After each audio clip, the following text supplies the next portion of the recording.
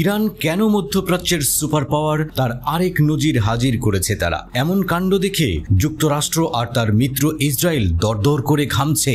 সাম্প্রতিক স্যাটেলাইট ছবি দুটি গুরুত্বপূর্ণ ইরানি ব্যালিস্টিক ক্ষেপণাস্ত্র স্থাপনায় উল্লেখযোগ্য সম্প্রসারণ দেখিয়েছে। আমেরিকান গবেষকরা এই চিত্রগুলো গবেষণা করে এই সিদ্ধান্তে পৌঁছেছেন যে এই সম্প্রসারণের উদ্দেশ্য ক্ষেপণাস্ত্র উৎপাদন বাড়ানো।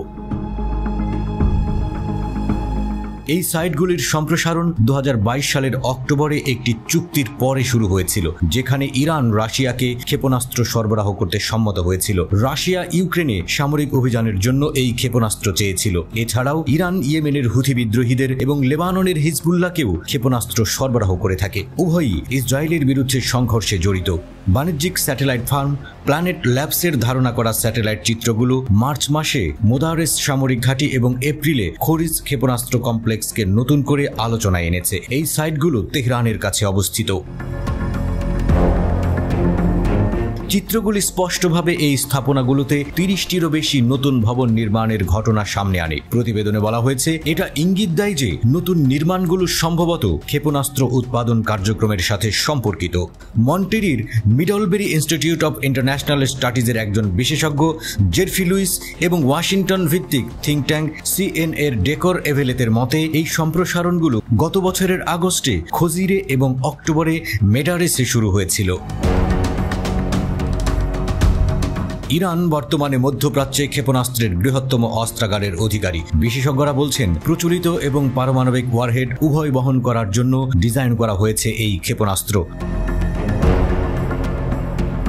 প্রকাশ্যে কথা বলার অনুমতি না থাকায় নাম প্রকাশ না করার শর্তে 3 জন সিনিয়র ইরানি কর্মকর্তা নিশ্চিত করেছেন যে মেদারেস এবং খজির সম্প্রসারণ কর্তৃপক্ষকে প্রচলিত ব্যালিস্টিক ক্ষেপণাস্ত্রের উৎপাদন বৃদ্ধির লক্ষ্যে। এই সম্প্রসারণ সম্পর্কে প্রশ্ন করা হলে একজন কর্মকর্তা ক্ষোভের সাথে জবাব দিয়েছিলেন, আমরা কেন করব না। অন্য একজন কর্মকর্তা উল্লেখ করেছেন যে নতুন ভবনগুলি ড্রোন উৎপাদন দ্বিগুণ করার সুবিধাও দেবে। এই ড্রোন এবং ক্ষেপণাস্ত্রের উৎপাদনগুলি রাশিয়ার কাছে বিক্রির উদ্দেশ্যে, হুথিদের জন্য ড্রোন এবং হিজবুল্লাহর জন্য ক্ষেপণাস্ত্র।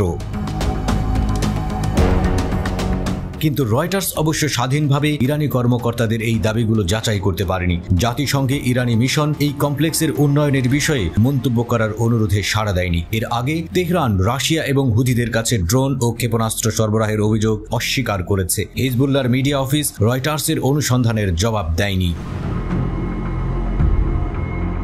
ইরানের ক্ষেপণাস্ত্র ও ড্রোনের উৎপাদন বৃদ্ধি যুক্তরাষ্ট্র ও ইসরায়েলের আঁতে ঘা দিয়েছে। যুক্তরাষ্ট্র আশঙ্কা প্রকাশ করেছে যে ইরানি ড্রোনগুলি ইউক্রেনে রাশিয়ার সামরিক কর্মকাণ্ডে সহায়তা করেছে, যখন ইসরায়েল হিজবুল্লাহর মতো ইরান সমর্থিত গোষ্ঠীগুলির নিরাপত্তা হুমকির সম্মুখীন।